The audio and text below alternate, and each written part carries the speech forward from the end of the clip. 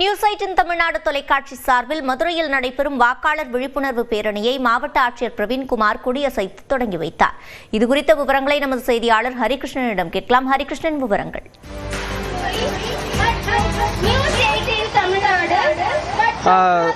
சிவரஞ்சனி, தமிழக சட்டமன்ற தேர்தல் என்பது வருகிற ஏப்ரல் 23ஆம் தேதி நடைபெற இருக்கின்றது. இந்த தேர்தலை பொறுத்தமட்டில் நியூஸ் 18 தொலைக்காட்சி ஒவ்வொரு மாவட்டங்களிலும் என் வாக்கு என் உரிமை என்ற பெயரில் ஒவ்வொரு கல்லூரிகளிலும் சென்று இந்த தேர்தல் விழிப்புணர்வு பிரச்சாரத்தை மேற்கொண்டு வருகிறது.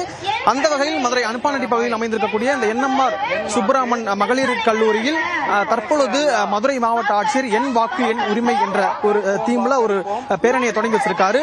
மாவட்ட ஆட்சியரோட சேர்ந்து ஆயிரத்திற்கும் மேற்பட்ட மாணவிகள் இந்த விழிப்புணர்வு பேரணியில் கலந்து கொண்டு பேரணியை நடந்து வந்துட்டு இருக்காங்க.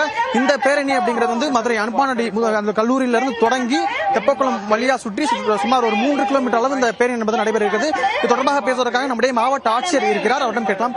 சார், வணக்கம். இந்த தேர்தல் விழிப்புணர்வு நீங்க எப்படி சார் பாக்குறீங்க?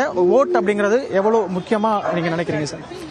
வருகின்ற 23ஆம் தேதி தமிழ்நாடு ஒரு கட்டத்துல வந்துட்டு ஜனநாயகத்துடைய பெருவிழா, நம்ம இந்திய தேர்தல் ஆணையத்துடைய தேர்தல்கள் வந்துட்டு அறிவிச்சிருக்காங்க. இந்த திசையில மதுரை மாவட்டத்தில் இருக்கக்கூடிய 10 சட்டமன்ற தொகுதிகளில் கூட 3079 வாக்குச்சாவடி மையங்கள் எல்லாமே இருக்கு. போன பாராளுமன்ற தேர்தல் மற்றும் 2021 நடந்த சட்டமன்ற தேர்தல்களில் வாக்குப்பதிவுகளுடைய எண்ணிக்கையை நான் விரிவா வந்துட்டு ஆலோசனை செஞ்சிருக்கோம்.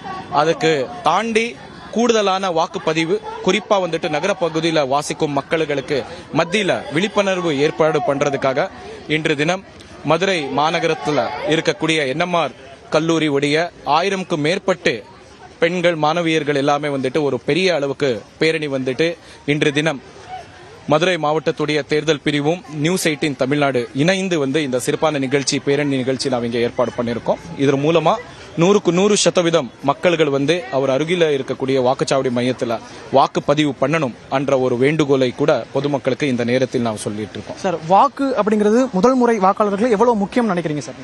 இது மிக மிக முக்கியமான ஒரு கடுமை ஆகும்.